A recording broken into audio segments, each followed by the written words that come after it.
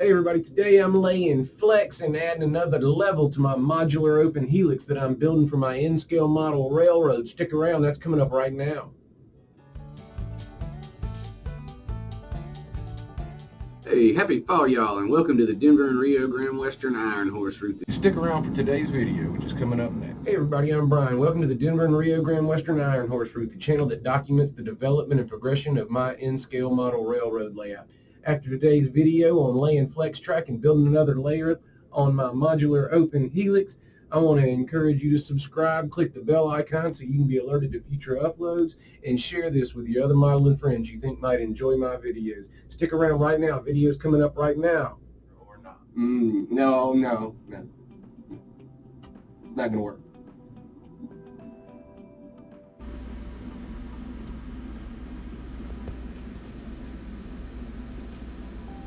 Okay, everybody, I'm here with you on the voiceover, but for the most part, I'm going to let the picture tell the tale. I could tell you I'm soldering right here, but duh, you know what I'm saying?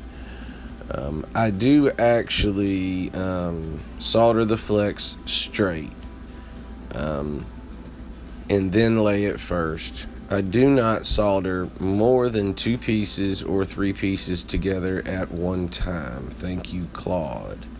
You get into an issue when you have recurring turns if you solder more than 2 or 3 pieces together.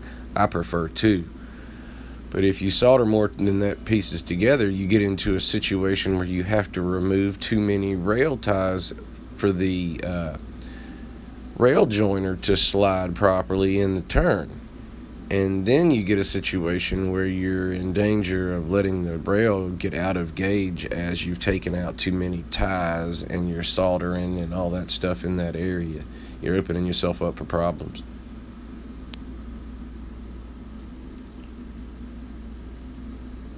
One of the reasons I left the helix outside of the layout, as I learned a lesson in earlier videos where I laid track, where I laid Atlas track on my helix,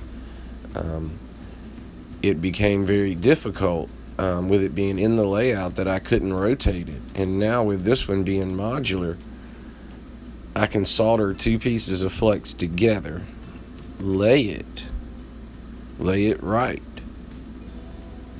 cut my rails, nip my rails, which I do. I don't push them through, and then I'm able to lift the modular helix up, spin it, and get it where I can solder another piece to that one that's in a curve, but solder it straight. Then I can continue to lay and continue to spin the modular helix as I lay the flex. I had to make sure that I laid the flex before I got levels over the top to keep it easy as well, particularly with the way I'm doing the beams.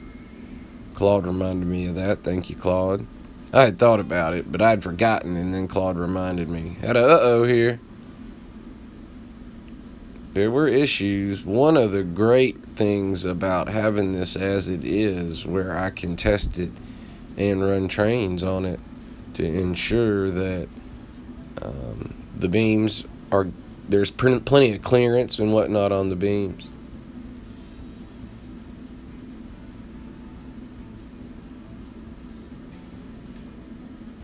I learned that PicoFlex does not have the hole in every 6th or 8th tie for a track nail. And so, not that it turned out to be a problem, but initially I had pins to go in there to hold them, and so I actually had to find an alternative. Now these guys, from what I can tell, worked really well. I just kind of applied light pressure every couple inches on every side, and several in places that were tricky. It held it well.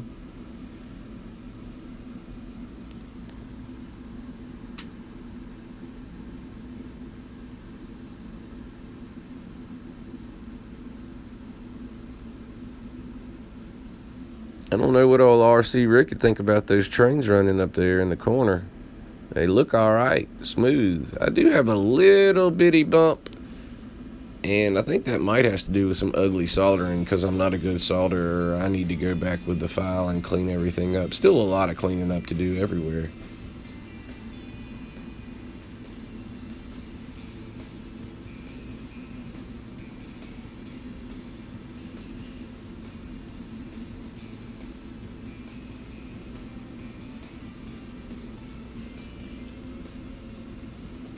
One of the things that really makes me feel good is the way that the train behaves when it's going backwards, as it is right now.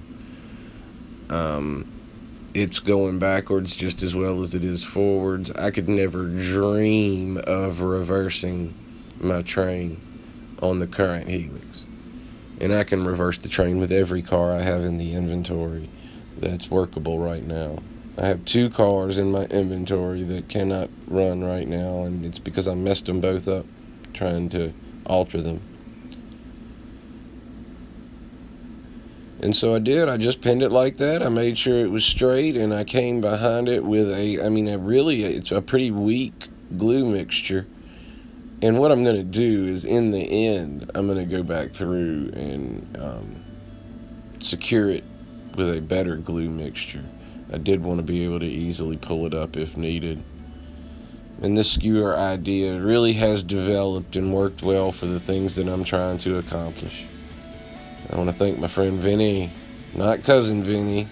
Cousin Vinny's a better looking man than my friend Vinny, but my friend Vinny came up with this idea about the skewers.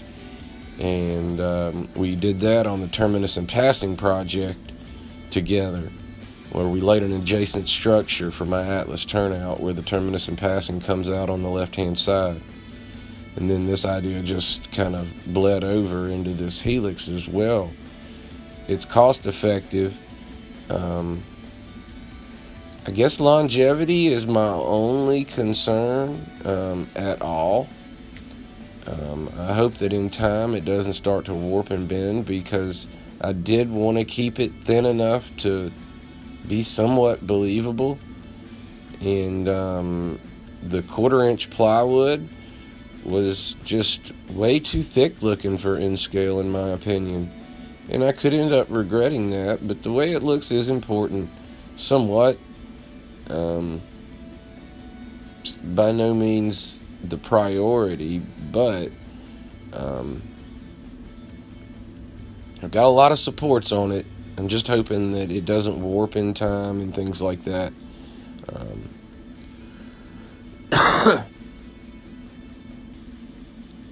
Way down the road, this Helix will basically be a vehicle for my locomotives to get down to the area, and some service trains to get down to the sawmill and some other areas. I won't have to have my primary mainline train running through this Helix at all times, like I will for a while. This will be down the road, but the mainline train will eventually bypass this Helix, and it won't be it'll be the underbelly kind of. A cool underbelly, though.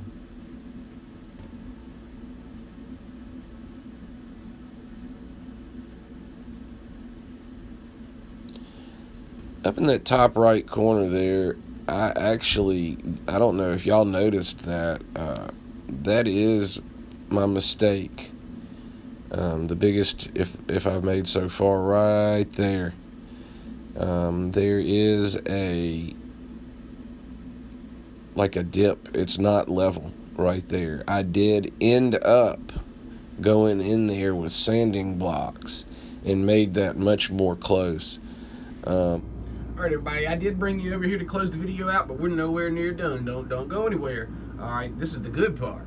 What I'm going to do is I'm going to show you actually my the change-in plans, and I'm going to run the trains for you in just a minute, back and forth on the Helix, to show you how it's working. It's working well. I'm going to show you that.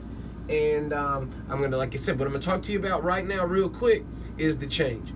Previously, my plan was to come around, and up here we'll have another level. We're getting close to where we need to be to go up to extend the layout later, which is why we're doing this.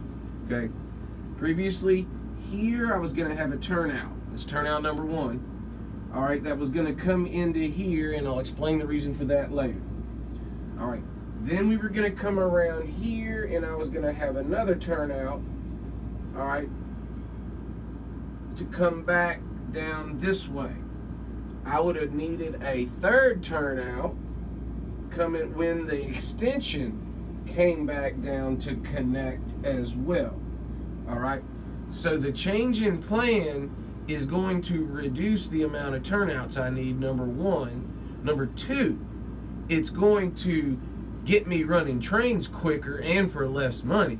And number 3, it's going to reduce the grade coming on that downhill.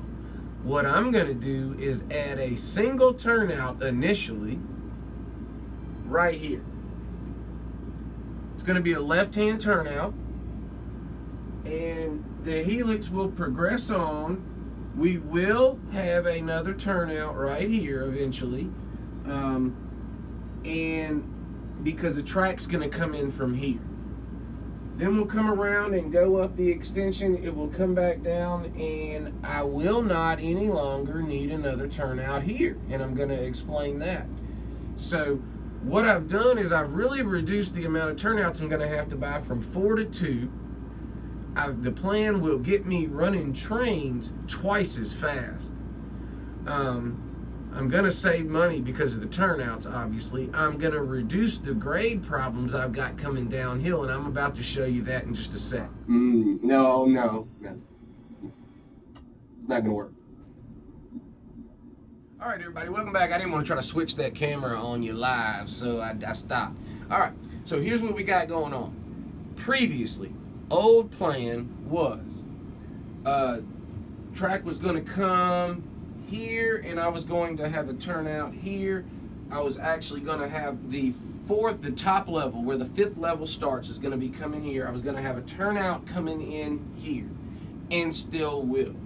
Okay, previously, okay, the extension would have gone up there. I would have come through here. I would have had a turnout here and a turnout here for a couple different reasons, and I'll get into that in a second as well.